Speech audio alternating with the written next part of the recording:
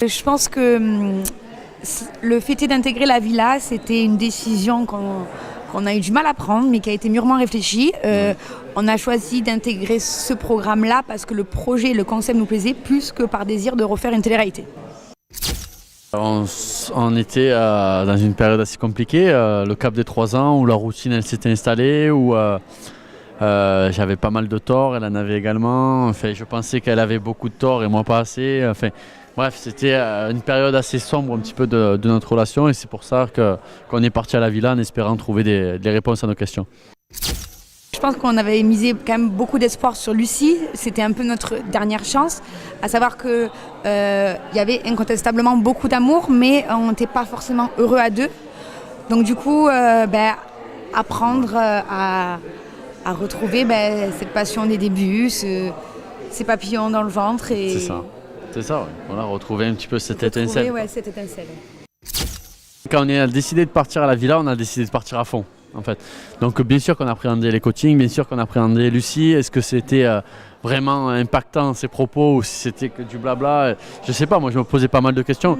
Mais en tout cas on a foncé tête première parce qu'on était arrivé à un point de non-retour en fait. Et c'était la dernière solution pour se sauver, on va dire. Le fait est de se dévoiler devant tout le monde peut paraître un exercice compliqué, sauf que finalement de l'intérieur, d'être en petit comité, dans un cocon, coupé de nos problèmes de vie, de travail, etc., fait qu'on n'a que ça à s'occuper, notre problématique, et du coup on y met vraiment du cœur à l'ouvrage. Et puis finalement, comme on dit, on a décidé d'intégrer l'aventure et de jouer le jeu à fond. Donc du coup, ça a été compliqué, mais je pense qu'on a quand même relevé. Après, il y avait vraiment un esprit d'équipe. Parce que tout le monde avait sa problématique, tout le monde avait ses problèmes et on était tous là pour s'entraider. Et ça diffère des autres programmes. Donc c'est ça qui est la force de la villa cette année.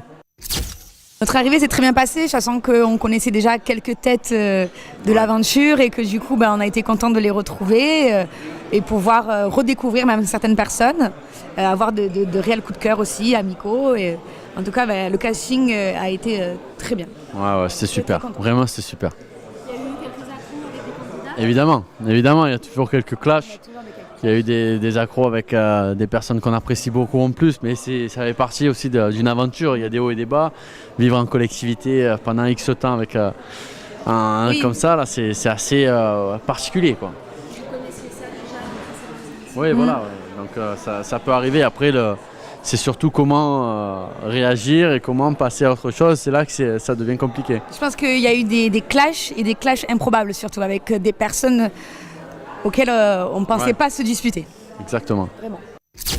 Je pense que chaque programme a ses points positifs et ses points négatifs. Sur la villa notamment, c'est l'aventure humaine qui est réellement mise en avant. Et ce qui nous a plu réellement, c'est que le tournage se construit d'une façon que les coachings sont mis en avant et que la vie de la villa est en second plan. Contrairement à peut-être certaines télé-réalités où la vie de la villa est mise en